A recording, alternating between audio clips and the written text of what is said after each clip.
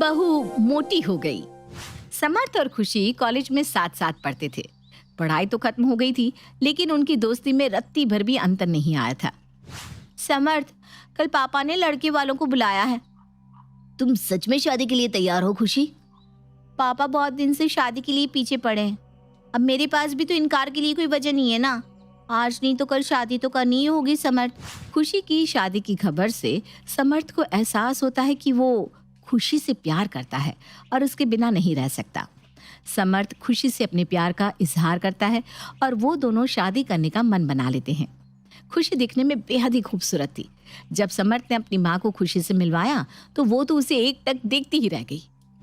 समर्थ बेटा, सच बताऊं तो जब तूने कहा ना कि तूने अपने लिए लड़की पसंद कर ली है तो मुझे बहुत गुस्सा आया था। मैंने तो मन ही मन सोच लिया था कि तू जिस भी लड़की को लेकर आएगा मैं उसे रिजेक्ट कर दूंगी। लेकिन खुशी को देखकर तो सच में मुझे इतनी खुशी हो रही है कि क्या बताऊं। इतनी सुंदर, बिल्कुल मोम की गुड़िया लग रही है ये खुशी। इसके आगे तो बड़ी सी बड़ी मॉडल भी फेल है। पतली दुबली, लंबे खूबसूरत बाल और 5.5 फीट की लंबाई। बेटा, मेरे पास तो इनकार की कोई वजह ही नहीं बची। अब तू ना जल्दी से खुशी के मम्मी पापा से मुझे मिलवा दे ताकि मैं झटपट इसे अपने घर की बहू बना कर ले आऊं। अरे वही ऐसी जापानी गुड़िया मेरे घर की बहू बनेगी तो मेरी तो शान में 4 चांद लग जाएंगे। खुशी, मुझे लग रहा था कि मम्मी को मना पाना बहुत मुश्किल काम होगा, लेकिन वो तो बिल्कुल मोहित हो गई है तुम्हें देखकर। चलो अच्छा है, समझो आधी जंग जीत ली हमने। सासू माँ के तैयार होते ही जैसे उनकी शादी की सारी रुकावटें दूर हो गई थी। जल्दी ही खुशी और समर्थ की शादी हो जाती है और खुशी समर्थ के घर आ जाती है। अरे जमुनिया, कहाँ से लाई हो ये कश्मीरी सेब? अरे इसको देख देख कर तो मन ही नहीं भरता। हाय, इतनी सी कमरिया है बहू की। हमका तो लगा था साड़ी के वजन से ही ना लचक जाए। काकी देख लो, है पूरी रिश्तेदारी में हमारी बहू जैसी कोई बहू है? रिश्तेदारी क्या, हम तो कह रहे हैं हमारी खुशी के आगे ना ये सब हीरोइनें भी फेल है। मुंह दिखाए के समय जो भी बहू रानी का चेहरा देखता उसके मुंह से यही निकलता, बहू रानी तो इतनी सुंदर है जैसे चांद का टुकड़ा।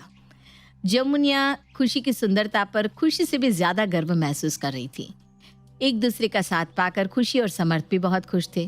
कुछ दिन बाद, आप पापा बनने वाले हैं समर्थ। मैं प्रेग्नेंट हूँ। खुशी की माँ बनने की खबर से समर्थ बहुत खुश हो गया था। कुछ दिन बाद उन्हें पता लगा कि खुशी एक नहीं बल्कि जुड़वा बच्चे को जन्म देने वाली है। जुड़वा बच्चों के आने की खबर से पूरे परिवार में खुशी की लहर दौड़ गई थी। जुड़वा बच्चों के कारण खुशी का वजन अप्रत्याशित रूप से बढ़ता ही जा रहा था। 9 महीने बीतते बीतते उसका चेहरा और शरीर एकदम बदल गया था। उसे देखकर लगता ही नहीं था कि ये वही खुशी है जिसको देखने के बाद उसे नजर ही नहीं हटा करती थी। कुछ ही दिनों में खुशी जुड़वा बेटियों को जन्म देती है। बच्चों के जन्म के बाद तो जैसे उसे अपने लिए वक्त ही नहीं मिल रहा था। एक तो बढ़ा हुआ वजन, ऊपर से अब वो पहले की तरह मॉडल के जैसे टिप टॉप भी नहीं रह पाती थी। कई बार तो उसे बालों में कंघी किए हुए भी 2-2 दिन हो जाते। अरे खुशी, ये क्या हाल बना रखा है तूने? शक्ल तो देख अपनी, कैसे कपड़े पहन रखे हैं और बाल तो ऐसे लग रहे जैसे चिड़िया का घोंसला हो। अरे मम्मी जी, चिंकी पिंकी की देखभाल करते करते मेरी ऐसी हालत हो जाती है ना तो कपड़े बदलने का मन करता है, ना ही सजने संवरने का मेरे पास टाइम रहता है। अब मैं पहले बच्चों को देखूं या अपना श्रृंगार देखूं? क्या बात है खुशी, इतनी परेशान क्यों लग रही हो? समर्थ, डिलीवरी के बाद मेरे बाल बहुत ज्यादा गिर रहे हैं। लगता है बिल्कुल गंजी ही हो जाऊंगी। ऊपर से लंबे बालों की देखभाल के लिए मुझे समय भी नहीं मिल पाता। सोच रही हूँ बाल छोटे करवा लूं। अरे इतनी टेंशन क्यों लेती हो तुम? तुम्हें जैसे कंफर्टेबल लगे तुम वैसा ही करो। समर्थ की बात सुनकर खुशी अपने लंबे बालों को कटवा कर छोटा कर लेती है।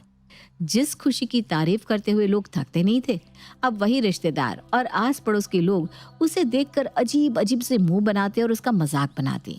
एक दिन, खुशी, मेरे फ्रेंड की शादी है। अब तो बच्चियां भी 6 महीने की हो गई हैं, तो चलो ना हम विद फैमिली शादी में चलते हैं। समर्थ की बात सुनकर खुशी भी उसके साथ शादी में पहुंच जाती है। अरे यार समर्थ, ये खुशी है क्या? तुम तो सच में बहुत बदल गई हो खुशी। लगता ही नहीं कि तुम वही खुशी हो जिससे हम 2 साल पहले तुम्हारी शादी में मिले थे। अरे यार, अभी जस्ट डिलीवरी हुई है, थोड़ा समय लगता है ना, पर सबकी अपनी अपनी बॉडी होती है, किसी को ज्यादा वेट गेन होता है, किसी को कम। इसमें इतना हैरान होने वाली क्या बात है। चलो खुशी कुछ खा लेते, फिर हमें जल्दी निकलना भी होगा।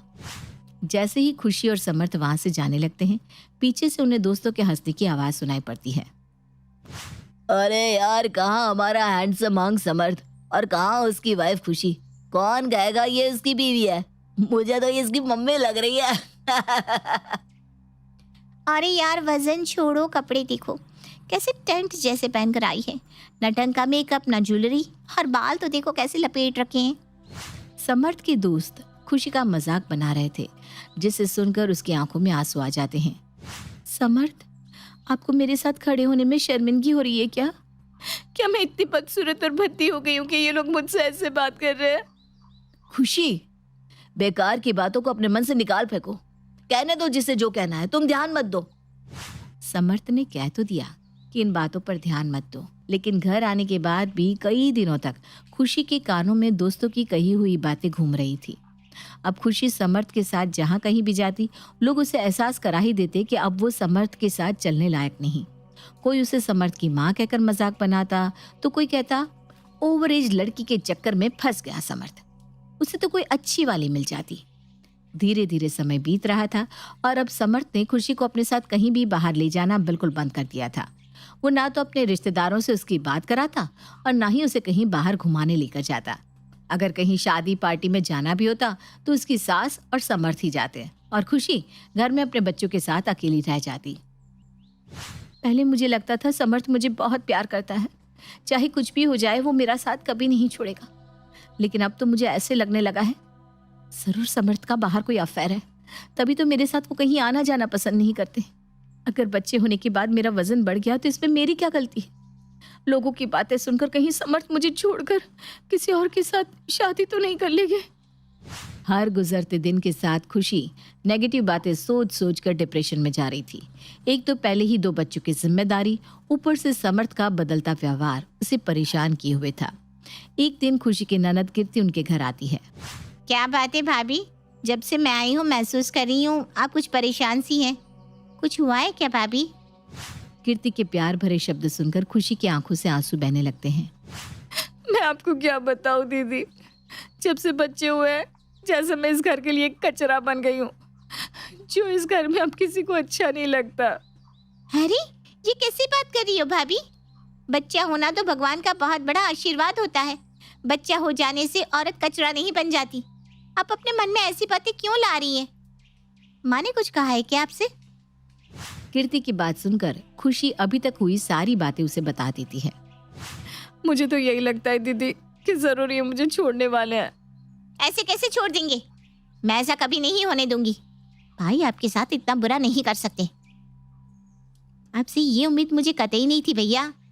अरे भाभी ने इतने कष्ट सहकर बच्चों को जन्म दिया, वो दिन रात आपके बच्चों को पालने में लगी है, जिसकी वजह से उन्हें खुद पर ध्यान देने का वक्त नहीं मिलता। ये समय तो हर औरत के जीवन में आता है भैया। आप विश्व सुंदरी से भी शादी कर लेंगे ना, तो बच्चा होने के बाद उसकी हालत भी ऐसी ही हो जाएगी। तो क्या आपने सिर्फ भाभी के शरीर से प्यार किया था? उनका थोड़ा सा वजन बढ़ गया, बाल झड़ गए, तो वो आपके लिए आपकी खुशी नहीं रही? अरे आपको तो खुश होना चाहिए कि आपकी पत्नी आपके बच्चों को पालने में अपनी पूरी जान लगा रही है। वो लड़की जिसकी खूबसूरती की सारी दुनिया कायल थी, आज वो अपनी खूबसूरती को निखारने की बजाय आपके बच्चों को निखारने में अपना दिन रात एक कर रही है। और अगर सच में आप भाभी को छोड़ने के बारे में सोच रहे हैं ना भैया, तो मुझे इस बात पर जीवन भर शर्मिंदगी रहेगी कि मैं आपकी बहन हूँ। अरे मेरे तूफानी मेल, तुझे किसने कहा कि मैं खुशी को छोड़ने वाला हूँ? क्या बकवास किए जा रही है? मुझसे झूठ मत बोलो भैया, भाभी ने मुझे सब बता दिया है। तुम मुझे गलत समझ रही हो प्यारी बहना।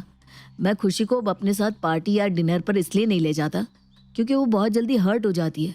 अगर कोई कुछ भी कह देता है तो वो कई दिनों तक वही बात सोच सोच कर अपना खून जलाती रहती है। इसलिए मैंने सोचा कि मैं उसे बाहर कम ही लेकर जाऊं ताकि उसे दुख ना पहुंचे। और मेरे लिए मेरी पत्नी आज भी उतनी ही स्पेशल है जितनी कल थी। अरे मैं उससे बहुत प्यार करता हूँ पगली। कीर्ति और समर्थ की बातें दरवाजे की ओर से सुनती खुशी की आंखों से आंसू बहने लगे।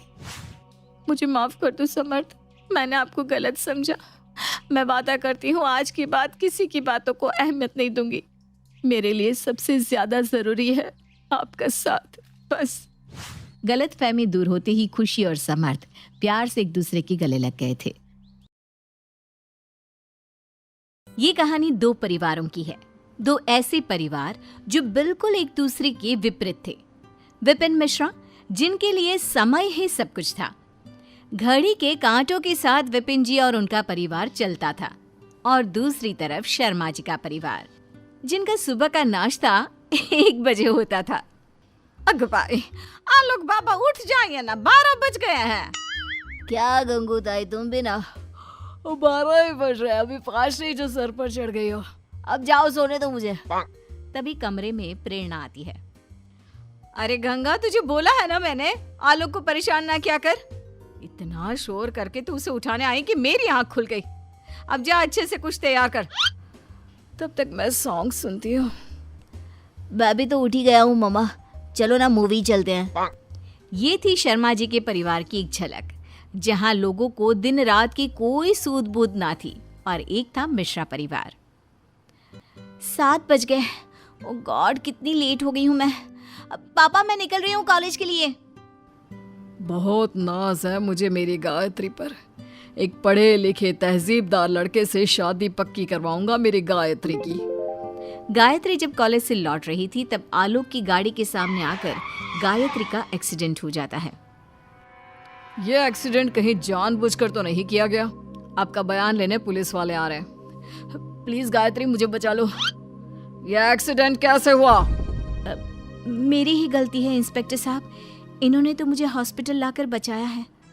गायत्री आलोक को बचा लेती है। गायत्री की इस हरकत पर आलोक का दिल आ जाता है और वो गायत्री से शादी करने की ठान लेता है। विपिन की नामंजूरी के बाद भी गायत्री अपने पिता को मना ही लेती है।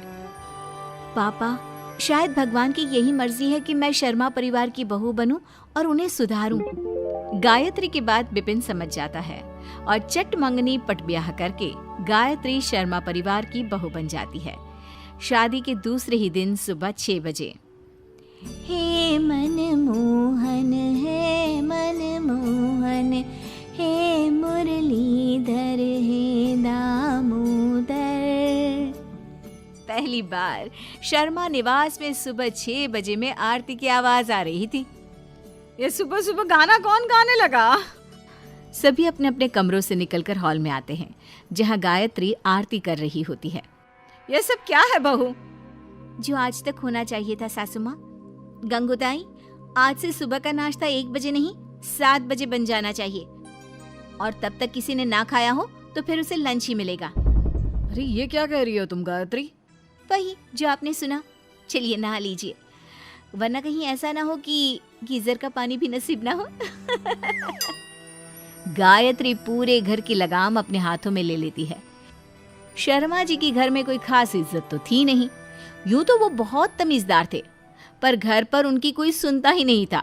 दोपहर के वक्त खाने पर, पापा जी, मैं कल से ही ऑफिस ज्वाइन करना चाहती हूँ, क्या आप फाइल्स दिखा सकते हैं मुझे? चलो, कोई तो है जिसे याद है कि हमारा बिजनेस भी है जो घाटे में जा रहा है। जब घर पर लोग इतने लापरवाह होंगे तो ये तो होना ही है ना पापा जी। अब मैं आ गई हूँ ना, डोंट वरी। उंगलियों पर गिन लो इतने लोग हैं घर पर, और 6 नौकर। आप सबको कल से आने की कोई जरूरत नहीं है। गंगूताई, बस आप ही आया करोगी काम पर, बाकी मैं और मम्मी जी मिलकर कर ही लेंगे। ये कैंची जैसी जबान मेरे आगे मत चलाना लड़की। 2 दिन हुए नहीं कि नाटक शुरू कर दिया। वैसे बयान तो मैं अब भी दे सकती हूँ मम्मी जी कि मेरा एक्सीडेंट आलोक की लापरवाही से हुआ था। पर क्या है ना, घर की बात घर पर ही अच्छी लगती है ना मम्मी जी? गायत्री यूं तो बहुत सीधी थी, मगर होशियार थी। वो समझ गई थी कि अगर इसी तरह चलता रहा तो वो दिन भी दूर नहीं कि शर्मा परिवार रोड पर आ जाए। घर वालों को पैसे की अहमियत और वक्त की कदर समझाने की अब गायत्री ने मानो ठान ली थी। अगली सुबह, मम्मी जी 6 बज गए, उठ भी जाइए, हमें नाश्ता भी तैयार करना है। क्या 6 बज गए? 10 बजे सोए होते तो उठने में इतनी दिक्कत ना होती। 4 बजे सोती है ना आप, तो दिक्कत तो होनी ही है। गायत्री नाश्ता तैयार करके आलोक के साथ ऑफिस निकल जाती है। आलोक का मन जरा भी काम में नहीं लगता, फिर भी गायत्री उसे ऑफिस में बैठने की आदत डलवाती है। पापा जी, बिजनेस की हालत तो कुछ ज्यादा ही खराब है, बहुत मेहनत करनी पड़ेगी। गायत्री घर पर सब संभालने के साथ साथ ऑफिस में भी दिन रात काम करती, पर प्रेरणा और आलोक की अय्याशियों को पूरा करने में अब बिजनेस इतने घाटे में था कि क्रेडिटर्स अपने पैसे मांगने पर उतारू हो गए। हमारा घर नीलाम हो रहा है प्रेरणा। ये सुनते ही अभी तक गायत्री की बातों को बोझ समझने वाले प्रेरणा और आलोक के पैरों तले जमीन खिसक जाती है। जब मुझे काम में ध्यान देना चाहिए था, मैंने वो वक्त सोने में गवा दिया। आप ठीक कहते थे पापा, खाते खाते तो पैसे का ढेर भी खत्म हो जाता है। इतना काम तो गायत्री ने मुझे सिखा ही दिया है। मैं भी कुछ करूंगा, पर घर बिकने नहीं दूंगा। मैं भी अपने सारे बेफिजूल खर्चे बंद कर दूंगी। मेरे डायमंड नेकलेस बेच दो। क्रेडिटर्स को पैसे लौटाना जरूरी है। ज्वेलरी तो मैं बाद में भी खरीद सकती हूँ। पूरा परिवार बिजनेस को बचाने में लग जाता है और शर्मा निवास बिकने से बच ही जाता है। गायत्री का गृह प्रवेश ना होता तो शर्मा निवास कब का नीलाम हो जाता। इसीलिए तो कहते हैं ना, जो होता है अच्छे के लिए होता है।